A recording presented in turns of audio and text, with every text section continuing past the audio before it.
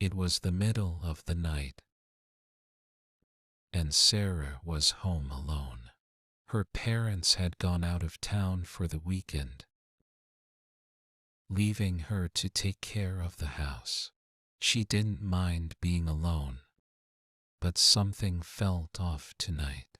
The air was heavy, and she couldn't shake the feeling that she was being watched. As she sat on the couch, scrolling through her phone, she heard a faint tapping at the front door. At first, she thought it was just the wind, but the tapping grew louder and more insistent. She tiptoed to the door and peered through the peephole, but there was no one there. Suddenly, the tapping turned into a pounding, and the doorknob rattled violently. Sarah's heart raced as she backed away from the door. She didn't know what to do or who to call. She tried to convince herself that it was just a prank or a random stranger. But deep down, she knew it was something more sinister. Just then, she heard a creaking noise from upstairs. It sounded like someone was walking around.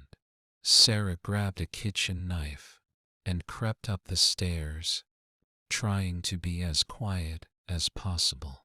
As she reached the top of the stairs, she saw a figure standing in the hallway. It was tall and dark, with glowing eyes that seemed to stare right through her. Sarah screamed and lunged at the figure with a knife, but it disappeared into thin air. She was left alone in the hallway, shaking and confused. She didn't know what was happening or why she was being targeted, but she knew she had to get out of the house. She raced back downstairs and grabbed her keys, fumbling with the lock as she tried to open the front door. But the door wouldn't budge. It was as if someone or something was holding it shut from the other side. Sarah screamed and lunged at the figure with the knife, but it disappeared into thin air.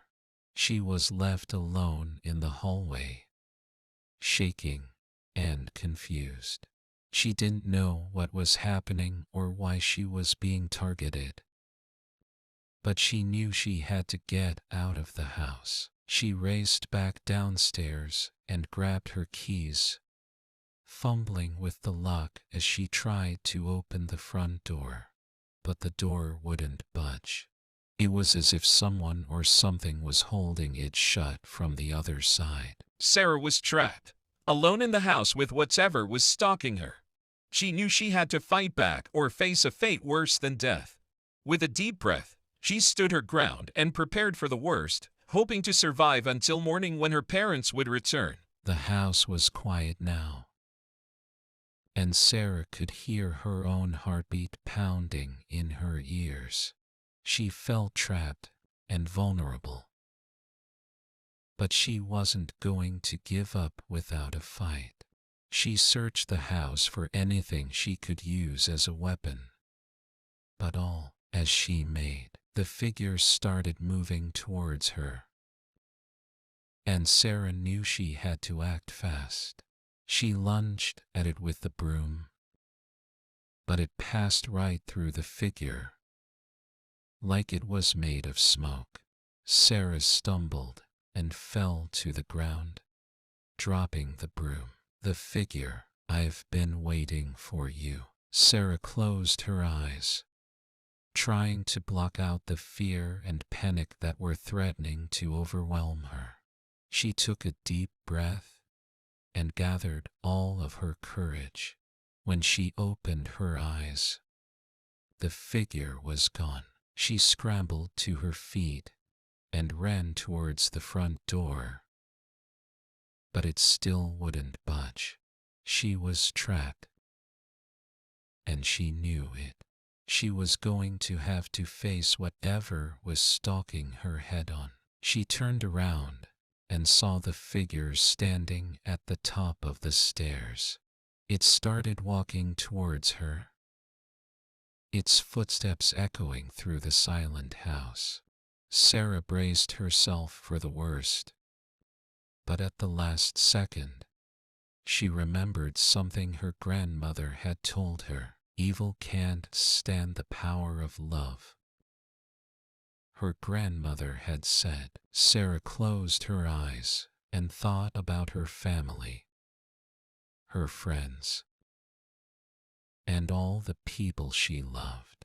She felt a surge of warmth and strength flood through her, and she knew what she had to do. She opened her eyes and faced the figure, holding her hand out towards it. "I love you," she said, her voice shaking but firm. The figure recoiled, as if it had been hit by a physical force. It wavered and flickered, like a candle flame in the wind.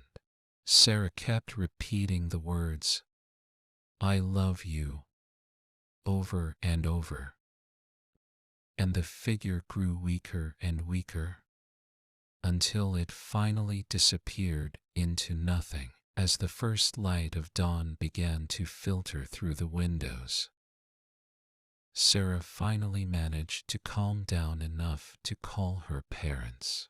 She told them everything that had happened, but they didn't believe her.